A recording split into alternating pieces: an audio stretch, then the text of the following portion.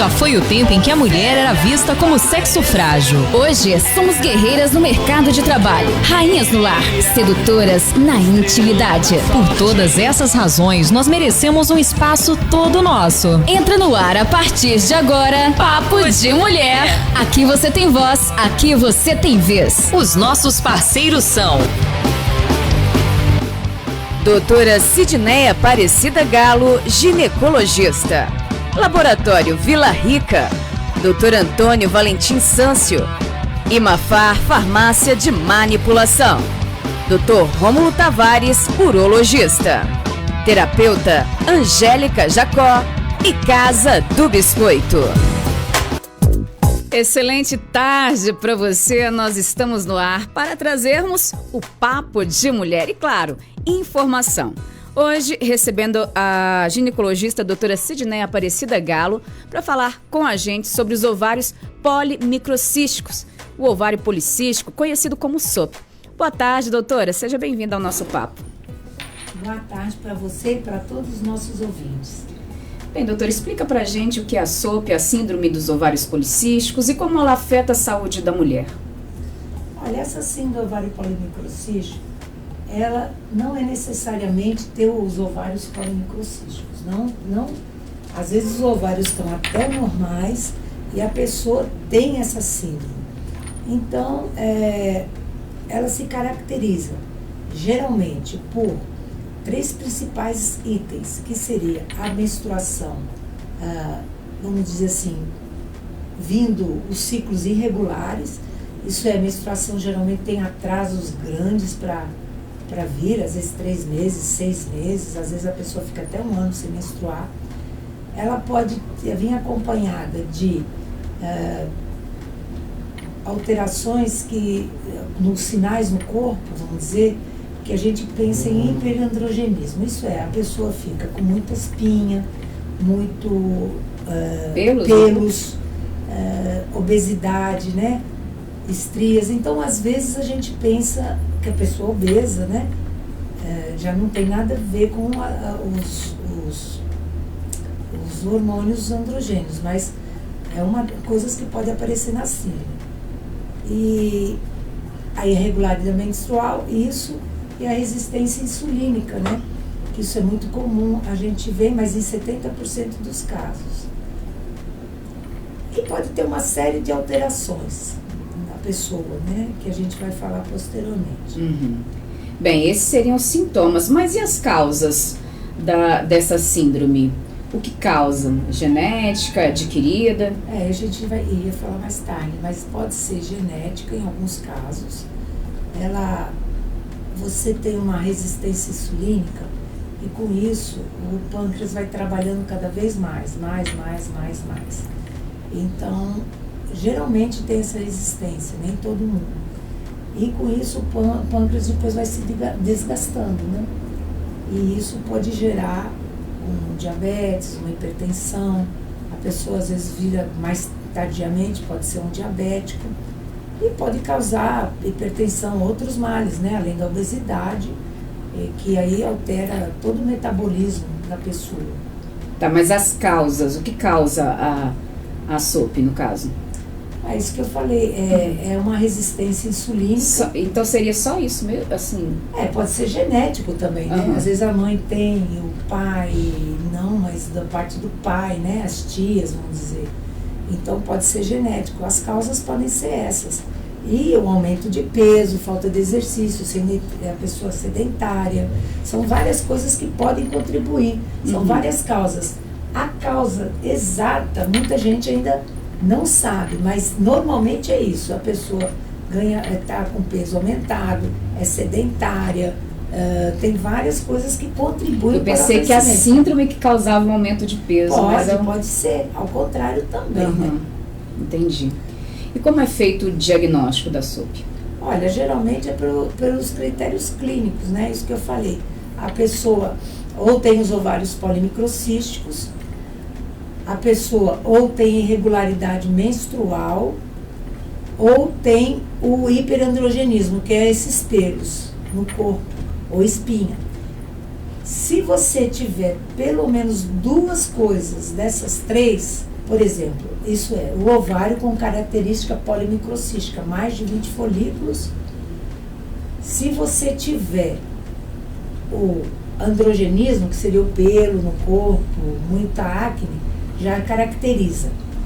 Se você tiver irregularidade no ciclo hiperandrogenismo, também caracteriza, mesmo sendo os ovários normais. Então, às vezes é difícil você dar esse diagnóstico. E segunda coisa, você tem outras doenças que podem dar atraso menstrual, que seria o hipotireoidismo, que seria a hiperprolactinemia. Tem outras causas, às vezes causas da adrenal também, que é uma glândula que existe no corpo, que pode também dar essas alterações. Então, a gente não pode dizer que todo mundo que não menstrua é pela síndrome do ovário polimicrocístico. Não pode dizer que todo mundo que tem ovário polimicrocístico tem a doença, porque às vezes uma pessoa que está amamentando tem os ovários polimicrocísticos, porque ela não está ovulando, porque está amamentando o filho. Então, em lactação, você pode, eventualmente, você ver esses ovários polimicrocísticos. Numa menina nova, tipo assim, que menstrua 2, 3 anos, ela também pode ter ovário polimicrocístico. Isso é normal nessa idade. Então, a gente só pode dizer que tem ovário com um monte de cistinhos, né? Vamos dizer assim, depois de 8 anos que ela começou a menstruação. Então, se ela começou a menstruação com 11 anos, depois dos 19 anos, a gente pode caracterizar os ovários dela como tendo polimicrocistos. Agora, uma menina que menstruou com 11, se for fazer um ultrassom com 15 anos, a gente não pode caracterizar que ela tenha os ovários polimicrocísticos, porque às vezes é normal na idade dela. Entendido. A senhora mesmo falou que não pode somente com dados clínicos, né, falar que é uma SOP, mas existem exames que ajudam no diagnóstico, como exames de sangue, laboratório e de imagem? Sim, a resistência insulínica, né? Você tem dose de insulina, em 70% dos casos, essa insulina vai estar alta. Então, aí você tem esse exame. Exames de imagem, lógico, que já foi falado, ultrassom, né? E o mais importante, né? O exame clínico. Esses exames você pode fazer em qualquer laboratório, qualquer pessoa aqui, mesmo no município, a gente tem acesso a esse tipo de exame. Então, exames de imagem, exames de sangue, que podem ver, né? Que a resistência insulínica, a insulina está alta. Isso significa que o pâncreas está produzindo mais insulina para tentar diminuir essa quantidade de carboidratos de ingesta, e com isso, como eu falei, o pâncreas vai se desgastando com o decorrer da idade, né, de muitos anos, e a pessoa pode ficar até diabética posteriormente. E isso pode afetar a fertilidade da mulher? Sim, pode afetar sim, porque a pessoa não menstrua, ela não consegue ovular, e com isso pode afetar sim, porque a pessoa já não ovula todo mês, às vezes ovula a cada 3, 4 meses, ou nem ovula, normalmente às vezes nem ovula, então isso pode sim afetar a fertilidade e a pessoa ficar infértil, e aí tem que fazer tratamento para isso. E que tipos de tratamentos hoje são ofertados para essas mulheres? Olha, tem o medicamentoso, que a pessoa toma remédio, mas eu bato sempre na mesma tecla. Se a pessoa não fizer dieta, inclusive de carboidratos, no sentido para fazer diminuir essa resistência à insulina, se a pessoa não fizer exercícios físicos, pode ser caminhada, exercício aeróbico, anaeróbico, é bom fazer exercício para esse tipo de coisa, além do emagrecimento, né? Então tem que fazer tudo isso primeiro, porque não adianta a pessoa querer tomar remédio se a pessoa está bem acima do peso, se a pessoa não é sedentária, não faz exercício físico. Então essas coisas contribuem para a pessoa persistir com a síndrome do ovário polimicrocístico. Então, a primeira coisa, eu passo sempre na tecla, exercício físico, emagrecimento, diminuir a quantidade de ingesta de carboidratos, né? Doces, massas, essas coisas que contribuem para o aumento da glicose. E tem um tratamento medicamentoso. Às vezes só com perda de 10% do peso, a pessoa já começa a ovular. Vamos supor, se a pessoa tem 100 quilos e vai diminuir Pra 10 90. quilos, vai para 90, aí a pessoa já vê que a menstruação talvez não vai atrasar 4, 5 meses, talvez atrasa 2, depois atrasa 1, depois nem atrasa. A pessoa já vê significativamente a melhora da anovulação, né, que seria o atraso menstrual. Bem, além do diabetes, que outros problemas e da infertilidade também, que outros problemas a SOP pode causar na mulher? Então, infertilidade,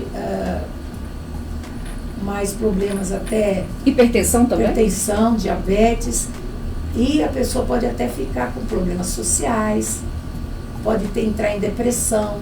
Já foi analisado, 2/3 das mulheres que têm a SOP, elas apresentam quadros de depressão. Às vezes tem pacientes que a gente tem que encaminhar para o psicólogo em alguns casos. Porque essas mudanças corporais também, a mudança mexe, corporal da pessoa mexe. Às vezes a pessoa não se sente bem, está acima do peso, ou tem pelo no corpo e tal. Então, a pessoa às vezes tem que ser encaminhada para uma terapia. Nesses últimos casos, é lógico, nem todo mundo fica assim, não é obrigatório. Mas em casos de depressão severa, em casos que a pessoa não se sinta bem, não tem autoestima. Então, tudo isso afeta a saúde mental da mulher. Parece que não, mas ela se restringe a uma vida social, mas não tem vida social, fica mais em casa, e não se sente bem com o corpo. E, enfim, tem uma série de alterações que essa síndrome indiretamente pode levar, né? Já que você falou muito de aumento de pelo no corpo e de espinhas, também tem perda de cabelo? Sim, pode ter sim, por causa dos androgênios. Uhum. A pessoa tem alopecia igual a alopecia de homem, né? A pessoa fica com a perda de pelos, tem muito pelo no corpo, mas pode a que a gente chama de alopecia, que é perda dos cabelos, né? Da cabeça, vamos dizer assim, né? Dos cabelos. Você diz que só perdendo pelo menos 10% do peso já começa a ter uma ovulação. Mas não é o suficiente, né, para tratar a SOP? Não. Uma mudança de estilo de vida. Pode ter uma melhora, Uhum. Nem sempre tem. Aí a gente tem remédios para isso hoje em dia, para ativar a ovulação da pessoa, para ajudar na ovulação. E quais os tratamentos hormonais podem ser indicados para as mulheres que sofrem com a síndrome dos ovários policísticos? Se a pessoa não quer engravidar, a pessoa pode tomar uma pílula que contém uma progesterona que seja anti-androgênica, né? Então existe a própria pílula anticoncepcional, mas é uma pílula para esse fim, não é qualquer tipo de anticoncepcional que serve. Mas isso quando a pessoa não deseja engravidar.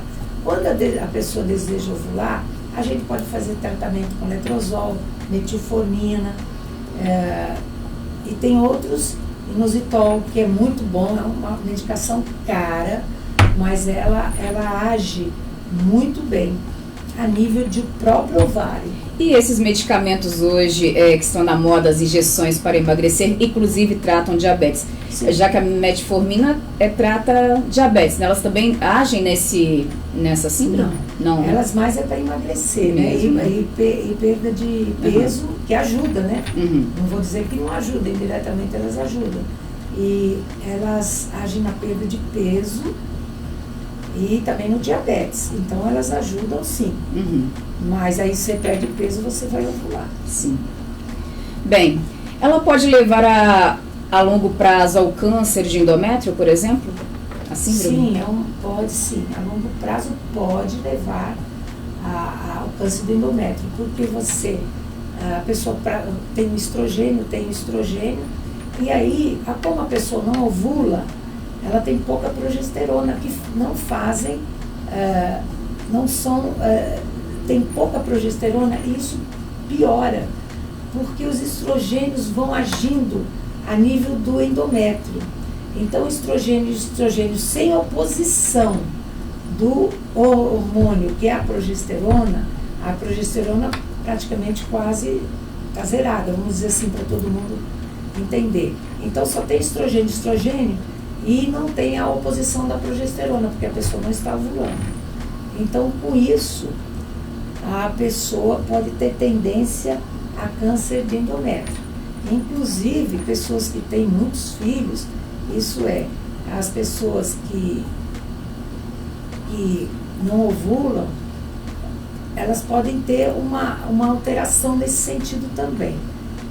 Mas é comum a gente achar pessoas que estão não fazem uso da progesterona terem esse tipo de problema que é o câncer de endométrio. Mas nem sempre quer dizer que a pessoa vai ter, gente. Com certeza não, né? Nem tudo, né? E é possível prevenir o desenvolvimento da SOP só com a medicação e hormônios e estilo de vida, não é isso? Sim, prevenir seria mais a mudança de estilo de vida. Uhum. Porque a gente vai tratar uma coisa que não existe ainda, né? Então, se a gente vê que a pessoa está mais fofinha, tá mais coisa, tem antecedentes familiares com isso, é interessante que essa pessoa não ganhe peso, tire os carboidratos, quer dizer, doces, essas coisas que tem muito carboidrato, e a pessoa tende a não engordar, e com isso fazer uma prevenção. Outra coisa, exercícios físicos. Então, tudo isso, a mudança de estilo de vida, exercícios físicos, caminhada, tudo isso contribui para uma prevenção para a pessoa não ter. Não é à toa que a gente vai em todo especialista, todo médico e pede para a gente fazer exercício, pelo menos um exercício, né? Sim. É para tudo, vale, né? É para tudo, para a saúde mental, para esse tipo de síndrome é importante, para até pessoas deprimidas, a pessoa está triste, mas vai lá, faz, e aumenta, né, os hormônios da felicidade, vamos dizer assim. Bem, e se não tratada, tem mulheres que preferem não tratar a SOP? Ficam assim nessa coisa de menstruar, não menstruar, aceitam e pode trazer, se não tratar, prejuízos à saúde da mulher? Sim, a maioria trata, lógico, porque fica preocupada com a infertilidade, com isso tudo. Mas tem gente que às vezes não se incomoda da menstruação não vir, não sabe o motivo e deixa pra lá, vamos dizer assim. E às vezes, então, tem que alertar essas pessoas que tem que procurar um médico, né? Porque a gente tem que ver por que a pessoa não está menstruando. Se é um problema de prolactina alta, se é um problema de hipotireoidismo, se é um problema da suprarrenal, da adrenal, né? Então a gente tem que verificar. Às vezes a mulher está naquela fase de transição e nunca menstruou certinho. E às vezes está com 46, 47 anos, eu não menstruo nunca certinho, devo estar na menopausa agora, já tenho um filho, mas mesmo assim é importante ver. Porque quando a pessoa entra na menopausa, a gente tem exames também para saber se a pessoa está na menopausa. Porque às vezes a pessoa está tomando pílula e nem sabe, anticoncepcional, né? Nem sabe que menstrua por causa do anticoncepcional. Que o dia que ela para de tomar, fica aí um ano sem menstruar e a pessoa não liga, pensa às vezes que está na menopausa e não. Às vezes ela tem problema, às vezes está com 46, 45 anos, tem problema de hipotireoidismo, hipercloractenia. Vocês têm que procurar para ver se realmente é uma menopausa ou se é um problema da síndrome, né? Ou se realmente é a menopausa ou se é outro problema hormonal. Uhum. E a SOP tem cura? Não, geralmente é esse tratamento que eu falei. Cura tem termos, né? Vamos dizer, tem, porque a pessoa vai emagrecer, vai começar a ovular, vai tomar remédio. Mas assim, esse é o tratamento que a gente faz. Dizer que a pessoa vai ficar boa o resto da vida, não vai, porque se a pessoa começa a engordar outra vez, vai. Então, o que a pessoa tem que fazer é sempre isso. Porque senão volta tratamento outra vez contínuo, né? Contínuo. Porque senão volta os problemas outra vez, engorda outra vez, come, aí aumenta a resistência insulínica. E muitas vezes está ligado à genética, né? É a mesma coisa, às vezes uma pessoa é obesa, a família toda é obesa, a pessoa emagrece, faz dieta, emagrece, perde 20, 30, 40 quilos, depois se começar a comer tudo outra vez, vai engordar tudo outra vez. Então, é uma coisa assim e a pessoa tem que sempre ficar de olho no manter o corpo emagrecido, né? Não precisa emagrecer demais, mas emagrecer, a pessoa tem que tomar cuidado da dieta, como eu falei, e senão a pessoa volta a ter outra vez, porque não tem a cura, vamos dizer, cura, ficar curada, tem que a pessoa fazer dieta, fazer tudo isso, caminhada, exercício físico, mas depois se a pessoa volta outra vez a fazer tudo, realmente pode voltar. E nos tratamentos para a SOP, onde a mulher busca ter um filho e não consegue, geralmente ela consegue depois do tratamento? Olha, normalmente sim, né? Porque se ela começar a menstruar com mais frequência, ela provavelmente vai ovular. E existe tratamento que a gente dá hoje em dia, um inositol, que é isso que eu falei para você, é uma medicação cara. Existe o Clomid, né, que é o clomifeno, que já pode ser encontrado, acho que no posto de saúde, que ajuda a pessoa a ovular. Então tem esses tipos de tratamento, né? Tem o letrozol que ajuda, enfim, tem muitas medicações que podem ajudar a mulher a fertilização. Mas, eu volto a dizer, esses remédios, tem alguns que são baratos, que dá no posto. Atualmente a gente gosta mais nos estoques, são os sachês, só que essa medicação é cara.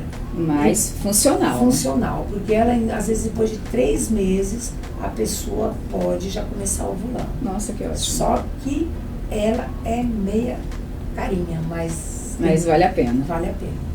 Bem, e os avanços da ciência em relação à SOP? Tem acontecido?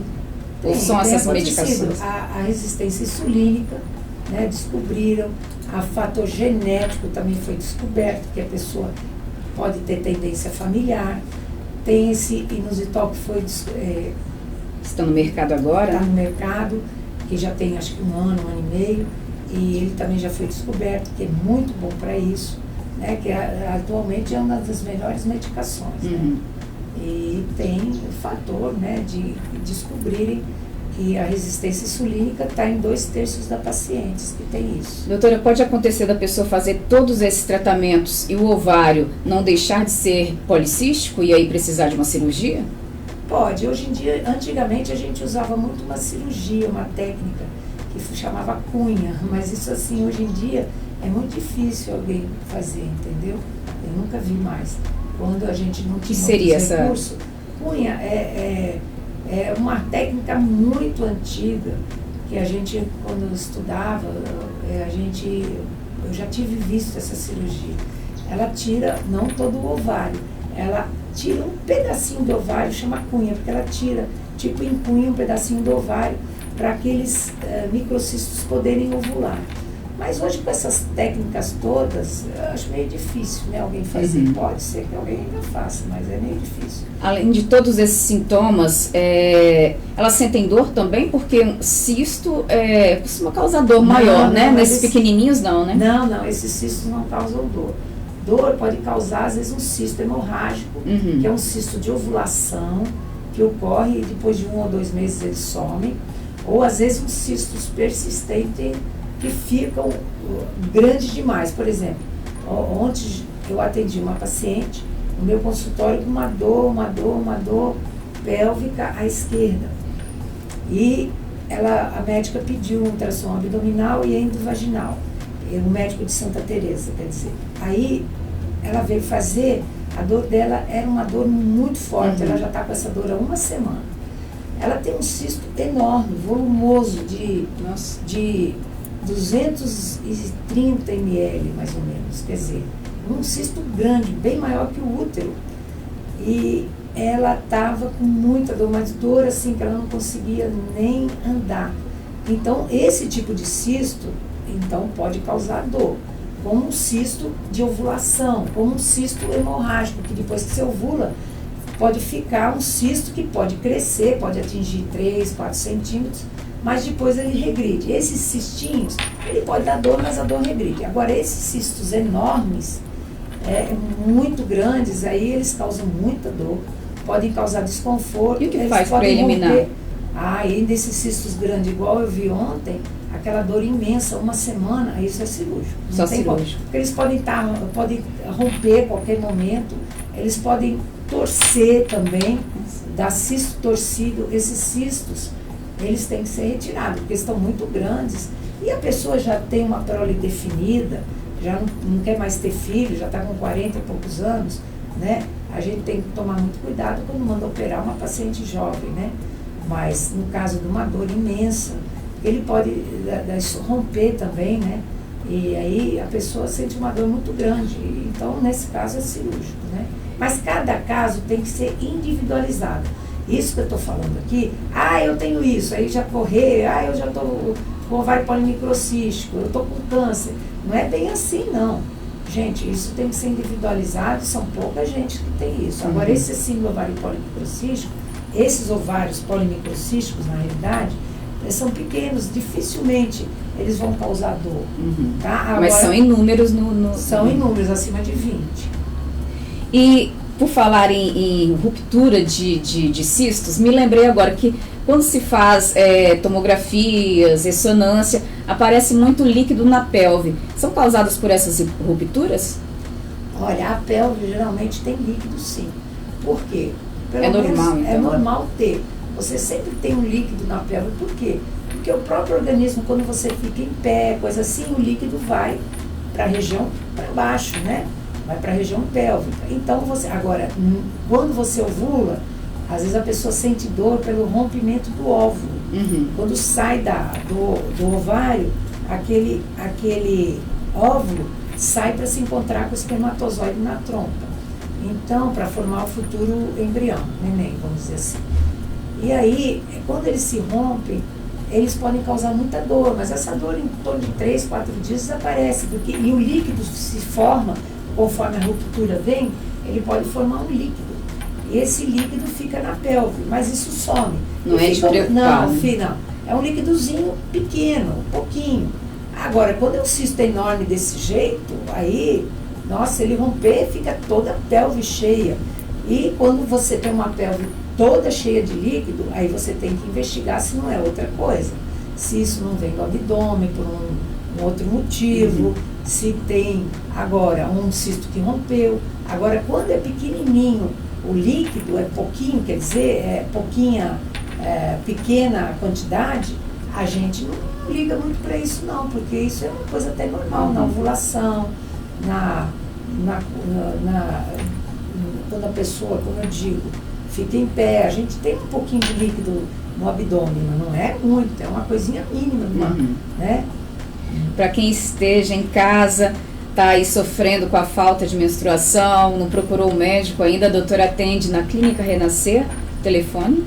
3263-2019 ou 9616143. Eu queria só dizer uma coisa, ninguém se apavore não, o que eu estou falando são as coisas que podem acontecer, né? Não é que todo mundo vai ter isso, agora vai ficar preocupada que cisto vai romper, que está com um ovário polimicrocístico, que pode ter câncer de endométrio. Não é isso, nem todo mundo tem isso, né? A pessoa também não pode ficar apavorada, nem todo mundo tem. O que eu quero é alertar as pessoas para procurar um médico, para ele fazer esse diagnóstico, que é difícil fazer, da síndrome do ovário polimicrocístico, porque nem sempre, como eu falei, o ovário tem que ser polimicrocístico para ter a síndrome. Inclusive, esse nome já foi cogitado até mudar, como síndrome metabólica, tá? Porque a síndrome metabólica, ela pode vir acompanhada de várias alterações. E às vezes a pessoa tem essa síndrome, mas não tem o ovário polimicrocístico. Então, já estão querendo mudar o nome, não sei se vão conseguir, em vez de síndrome ovário polimicrocístico, botar uma síndrome metabólica, ou uma coisa semelhante. Porque nem sempre o ovário tem que ser polimicrocístico para você ter a síndrome do ovário polimicrocístico. Isso é difícil a pessoa entender. Certeza.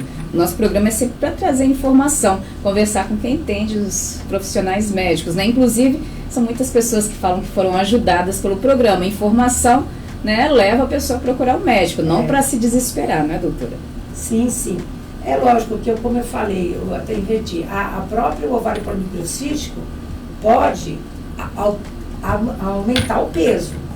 Não ao contrário, como você me perguntou, mas pode ser também uma pessoa que vive com excesso de peso, ela pode ter anovulações, né? Então, pode ser uma coisa ou outra.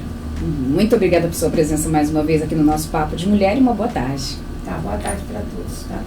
Obrigada a você que ficou na sintonia com o nosso Papo de Mulher. Ele volta em mais uma edição trazendo informações para você. Beijo grande e até o nosso próximo programa. Tchau, tchau. Tchau.